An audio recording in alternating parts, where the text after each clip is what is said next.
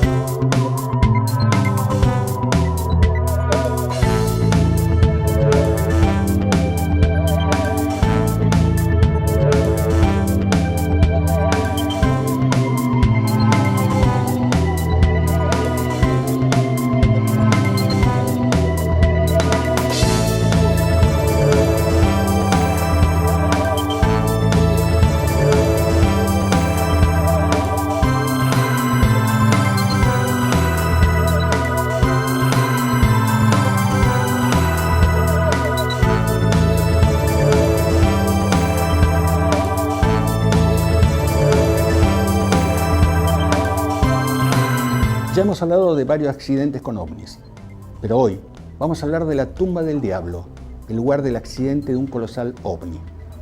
Un enorme objeto en forma de dirigible atrajo la atención por primera vez el 28 de agosto de 1991, a las 4:42 horas local, cuando apareció en la pantalla de un radar de la península de Magislac, volando de oeste hacia el este, a 960 km por hora, y a una altitud de 6.600 metros.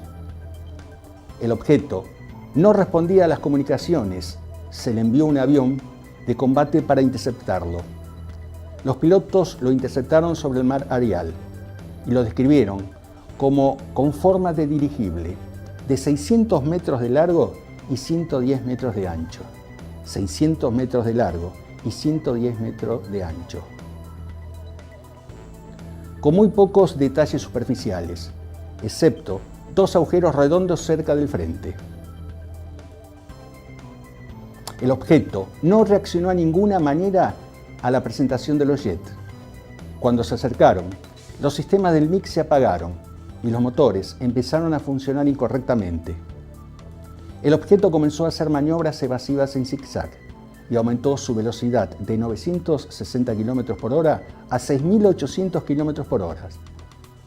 Alrededor de media hora más tarde, el objeto desapareció del radar de la zona del lago Issyk-Kul, cerca de la frontera de Kirguistán y Kazajistán. El siguiente gran acontecimiento ocurrió un mes más tarde, cuando los informes que un enorme ovni se había estrellado en las montañas Taiyang. El sitio, la garganta de Shaitan Mazar, o tumba del diablo. El grupo de búsqueda enviado no pudo alcanzarlo debido a las fuertes nevadas. Un helicóptero de la Fuerza Aérea fue enviado allí también y falló, ya que se había estrellado. En junio de 1992 se montó una segunda expedición que llegó al lugar el 6 de diciembre de 1992 y estableció un campamento base a 2,5 kilómetros al noreste del lugar del accidente. La trayectoria del objeto fue tal que se había deslizado 1.700 metros después de golpear la Tierra. Entonces, estalló volando en casi dos partes iguales. Las superficies, características interiores, eran visibles dentro del objeto a través de la abertura hecha por la explosión. La expedición inmediatamente notó los siguientes efectos inusuales cuando comenzó a examinar el objeto. No podían fotografiar el objeto porque algún tipo de radiación expuso toda la película y arruinó toda la cinta de video. Cada vez que un miembro del equipo se acercaba a 800 metros del objeto, comenzaba a sentir ansiedad, depresión y un agotamiento inusual. Los instrumentos mostraron una cantidad alta de electricidad estática en la zona. compases y magnetómetros se negaron a funcionar en el área del objeto. Los dispositivos de medición no registraron campos magnéticos en absoluto dentro de un área de forma elíptica centrada en el objeto y midiendo hasta 2.300 metros de largo y 1.700 metros de ancho. Todos los relojes se detuvieron a una distancia de 600 metros del objeto. Cualquiera que se acercaba al objeto comenzaba a sufrir algún tipo de quemadura por radiación a una distancia de 500 metros. Pero lo más extraño fueron los símbolos de color verde, situados en una parte de la cola del objeto. Las superficies y el soporte de la estructura estaban claramente visibles dentro de la nave. Ahora nos surge la siguiente pregunta. ¿El aterrizaje como un avión habrá sido planeado por una tripulación o por un programa a bordo de un ordenador de navegación? ¿Ustedes qué piensan?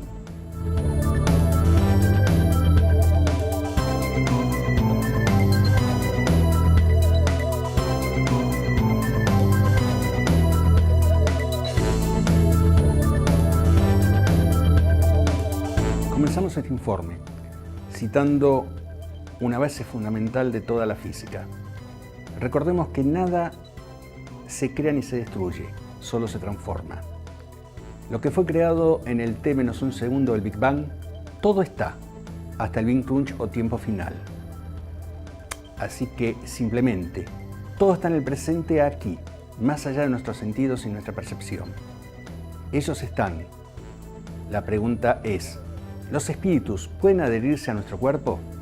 Si sientes la falta de energía, tienes una menor capacidad de concentración y deseas estar constantemente a solas, o duermes más de lo normal y sientes que cada día que pasa pierdes una parte de ti mismo. En circunstancias normales, cualquier médico te diagnosticaría un cuadro severo de depresión. Pero la pregunta es, ¿podrías tener un espíritu adherido a tu cuerpo? Muchos expertos aseguran que las almas perdidas que han optado por permanecer en nuestro reino necesitan energía para sobrevivir. Algunas de estas entidades pueden aprovechar la energía de los dispositivos electrónicos y fuentes electromagnéticas naturales, pero otras entidades aprovechan la energía de los seres vivos. Y esto ocurre cuando nos encontramos en momentos complicados de nuestras vidas, cuando nuestras defensas están más bajas, aferrándose como autopistas fantasmales. En los casos más leves, los seres del más allá pueden utilizar esta energía para causarnos un daño irreparable en nuestras vidas. Pero en los peores casos podrían llegar a tener el control de sus víctimas. La pregunta ahora es, ¿qué son estos espíritus? Desde hace siglos, médium y psíquicos son conocedores del fenómeno llamado apego espiritual, entidades que se adhieren a nuestro ser durante un tiempo indeterminado. Pero hoy, para las ciencias, se ha convertido en un centro de atención, debido principalmente al aumento de extraños comportamientos en las personas que parecen cambiar su forma de ser por completo. Esto ocurre cuando una persona convive con la energía de un espíritu, de una persona o una entidad fallecida. En ciertos casos, los espíritus se han unido a las personas para ayudarles, ofreciéndoles una explicación, talento, el dibujo o la escritura o las propias ciencias. Sin embargo, en la mayoría de los casos pueden convertirse en la peor de las pesadillas, incluso pudiendo dañar la salud física y mental. La otra pregunta que surge es, ¿por qué los espíritus quieren adherirse a nosotros? Pueden haber muchas razones por las que se producen esta unión espiritual, pero generalmente muchos espíritus intentan buscar el consuelo volviendo a vivir algunos de los aspectos físicos de la vida. Otros están confusos y no se dan cuenta que están muertos y quieren estar cerca de una persona viva. En este caso, simplemente desean ponerse en contacto con seres vivos, buscar ayuda, sin ninguna intención de hacer daño a la persona a la quien se han unido. Otros espíritus y entidades buscan deliberadamente las energías de las personas vivas. Estas entidades pueden tener diferentes nombres, pero básicamente se alimentan de la energía emitida por las personas en el mundo físico. Estos espíritus son conocidos como parásitos astrales, ya que roban enormes recursos de una persona viva y drenan su propia energía. Nos preguntamos, ¿qué personas pueden tener mayor riesgo en sufrir una adicción espiritual? Los medios y los psíquicos son probablemente las personas más expuestas a este fenómeno, ya que son canales a otras dimensiones. Pero aquellos que practican actividades ocultistas o espirituales podrían ser más propensos a una adicción por parte de espíritus. Así, juegos como la Ouija son portales que permiten entradas a ciertas entidades, con el único objetivo de causar un daño irreparable a sus víctimas. Tampoco olvidarnos de las personas que tienen problemas mentales, ya que su protección natural energética se reduce. Las drogas y el consumo excesivo de alcohol no solo disminuye el aura natural de un cuerpo, también causa brechas en su escudo protector y en la propia psique. Hablemos ahora de los tipos de espíritus o entidades que pueden adherirse a una persona. Los espíritus humanos son aquellos que quedaron atrapados o bien optaron por permanecer cerca de la dimensión física. En algunos casos, debido a experiencias traumáticas, pero otros son espíritus negativos que decidieron quedarse en el plano terrestre, aparentemente causando el miedo entre los vivos. Estos espíritus no son entidades demoníacas. Sin embargo, pueden llegar a ser muy peligrosas y la adición de una de estas entidades podría causar un daño en nuestras vidas. Las entidades no humanas son energías que no han llegado a encarnarse en el reino físico. Algunos son benignos, otros extraños y desconocidos, pero no necesariamente negativos. Las formas más comunes o los nombres frecuentes para este tipo de entidades no humanas son sombras, gentes de las sombras y demonios. Los elementales son seres espirituales que en ocasiones se confunden injustamente con otras entidades.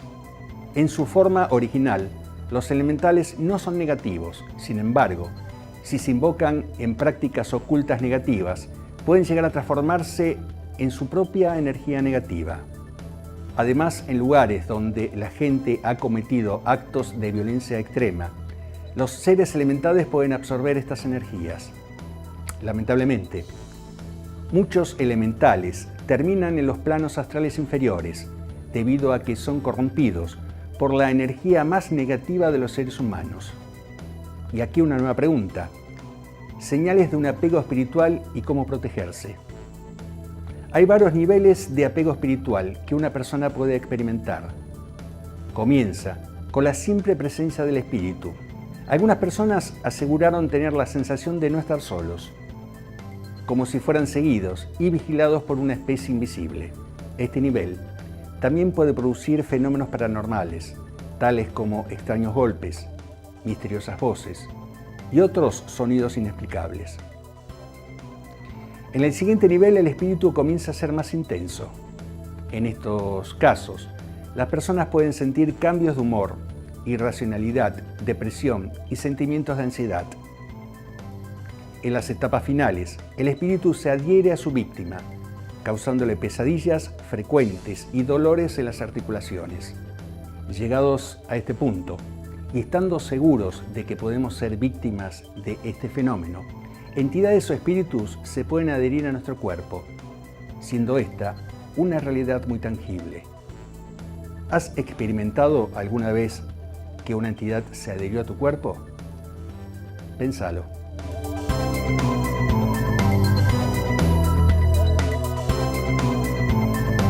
¿Saben que el programa de radio más antiguo de 1930 ya ha viajado a través de más de 100.000 estrellas? Las ondas de radio, como las de la televisión o el móvil, viajan a la velocidad de la luz, 300.000 kilómetros por hora. Por eso lo que ya está viajando a esa velocidad es nuestra tanda. ¡Ya venimos!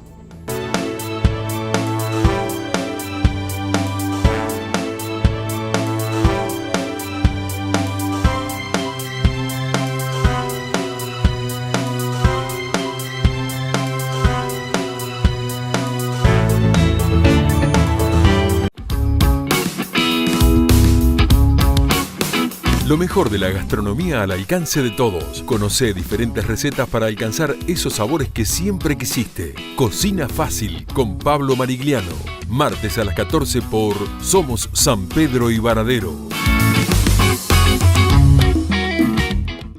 Reiki. Masajes descontracturantes y relajantes. Aromaterapia. Gemoterapia. Aqualed. Masajes Yantala para bebés. Armonización energética de ambientes. Graciela Avenali. Turnos al 459-071. Roticería Moca Aromas y Sabores, delivery de empanadas, tartas, ensaladas, pizzas, pastas caseras, sándwich de milanesa, pollo al espiedo, postres y todo lo que se te ocurra para un buen comer. Pellegrini esquina Arnaldo. Pedidos al 03329 420 992 y 421 429.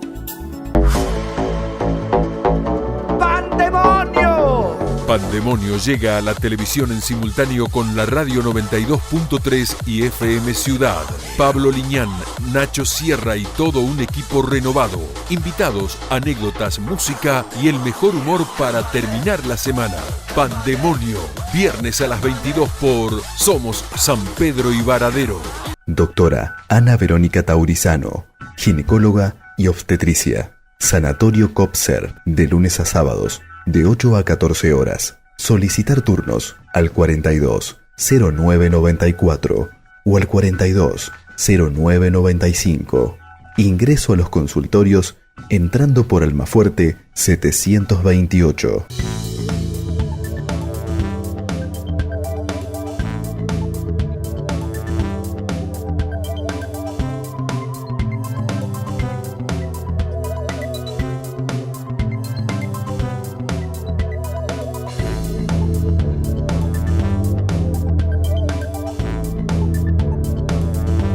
Hablamos de muchos encuentros con ovnis. Recordemos el de Tucumán, recordemos el de Heidelberg en Alemania, pero ahora vamos a hablar de la legendaria ciudad de Tuarca, destruida por ovnis. La legendaria ciudad de Tuarca se menciona en el Mahabharata como la morada del señor Krishna. Se localizó cerca del sitio de la actual ciudad de Tuarca, pero que finalmente fue abandonada y sumergida en el mar. Tiene más de 30.000 años de antigüedad y puede tener las claves de un ataque alienígena. A solo 20 metros por debajo del nivel del agua, los buceadores descubrieron paredes de piedras de arenisca, calles empedradas y una evidencia de un puerto marítimo próspero. Esta ciudad fue muy poderosa y fue gobernada por el dios Krishna. Los textos hindúes explican que un rey llamado Salwa atacó al dios Krishna en el mítico Dwarka. Los teóricos de los antiguos astronautas creemos que las descripciones de la batalla sugieren el uso de tecnología alienígena. Según los antiguos textos sánscritos, Salwa atacó la ciudad en lo que puede entenderse como una nave espacial, causando una lluvia de armas de energía que se asemejaban a tubos de luz blanca. Así, destruyó grandes partes de la ciudad de esta manera. Cuando esto ocurrió, el rey de la ciudad, el dios Krishna, respondió disparando armas a esta nave espacial. Las armas se describen como flechas, pero no son flechas comunes. Se dice que rugieron como un trueno cuando fueron lanzados y se parecían a rayos o rayos del sol.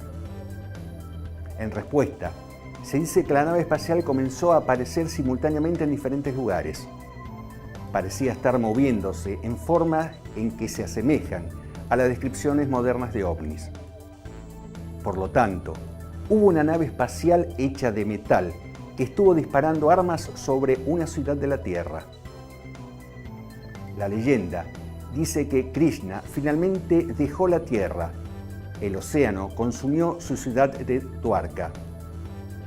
Para muchas personas, la descripción de fabulosas ciudades antiguas en los textos escritos sánscritos de la India eran simplemente mitología. Pero con el descubrimiento de los restos de una ciudad hundida en la costa de Dwarka, todo eso ha cambiado. Y aquello que verifica que esos extraños rayos no pertenecían a esa época y quizás tampoco al hoy, es que la radiación localizada en las piedras tenía un tipo pulsante de choque, algo muy complejo para el hoy. La pregunta es, ¿por qué el gobierno indio obligó de forma abrupta a detener toda exploración de las ruinas de Dwarka en el lecho marítimo árabe? Quizás fueron testigos los antiguos indios de una guerra entre entidades extraterrestres. Otra evidencia de un combate alienígena en la Tierra.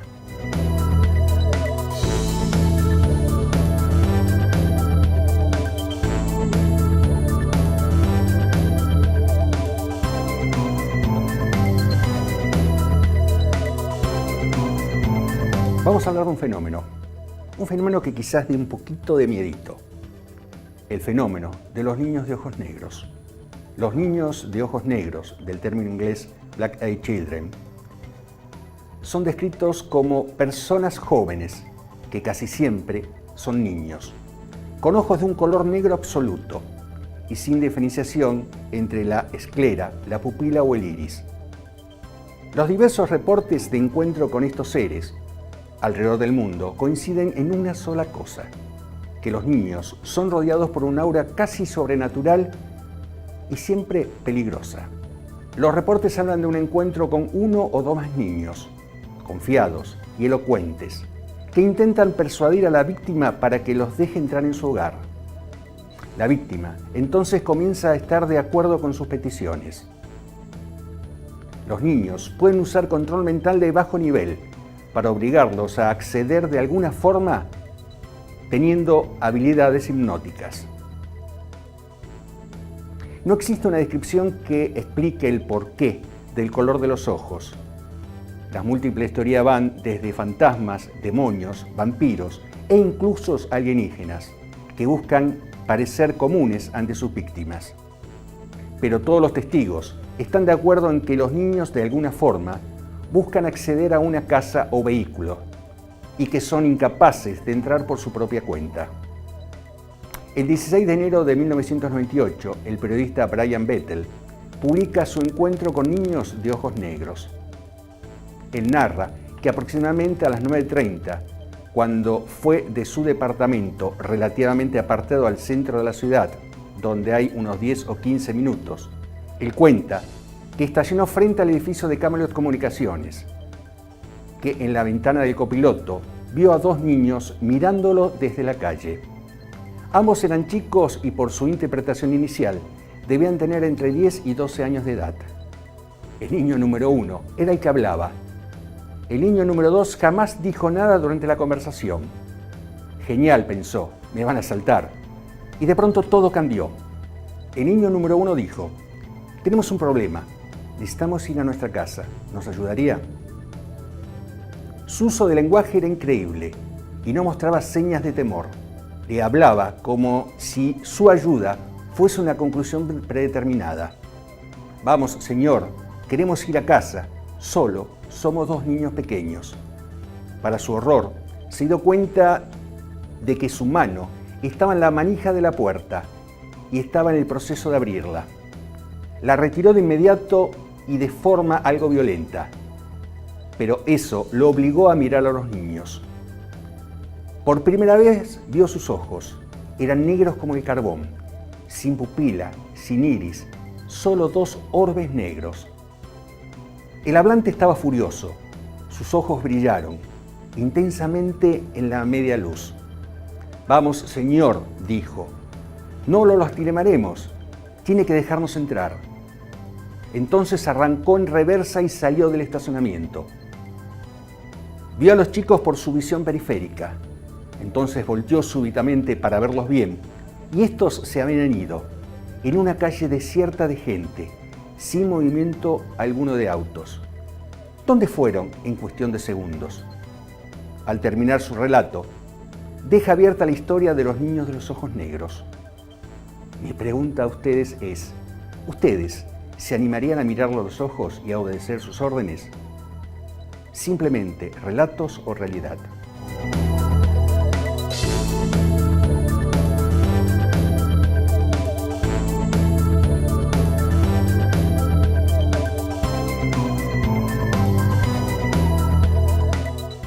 distintos informes, hemos demostrado la presencia de artefactos alienígenas fuera del espacio y tiempo. Hoy quiero compartir con ustedes este informe sobre artefactos alienígenas encontrados en la tumba de Alejandro el Grande. Alejandro Magno, o Alejandro el Grande, miembro de la dinastía de Arjad, nació en Pelia, Macedonia Central, en Grecia, en el año 356 a.C. Sucedió a su padre Filipo II al trono a la edad de apenas 20 años. Pasó la mayor parte de su vida combatiendo en las campañas militares a través de Asia y del noreste de África.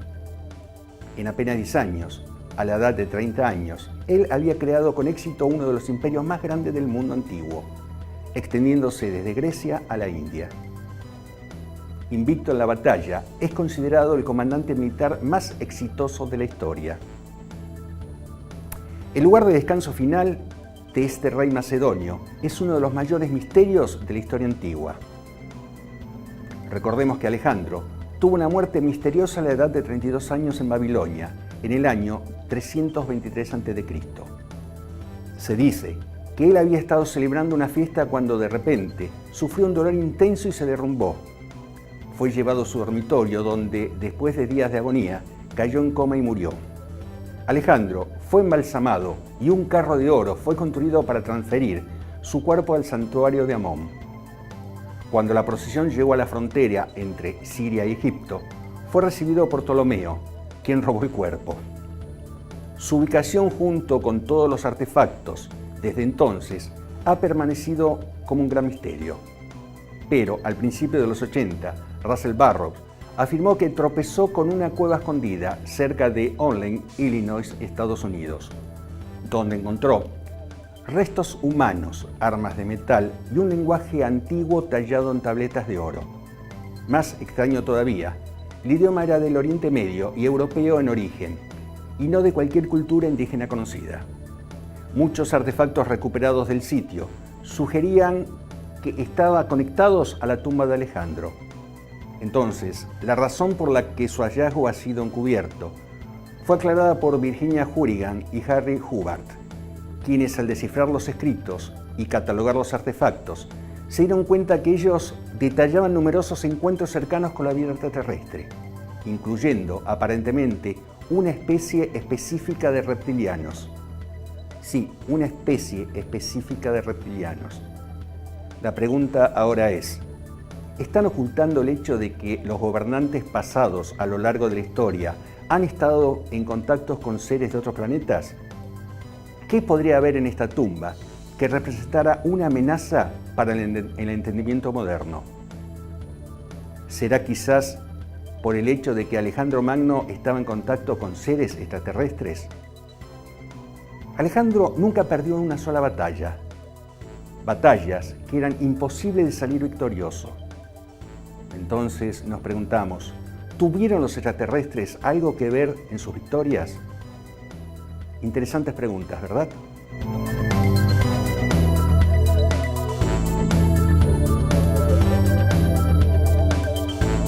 Bien, después de tantos cambios de ropa, llegamos al final de este encuentro.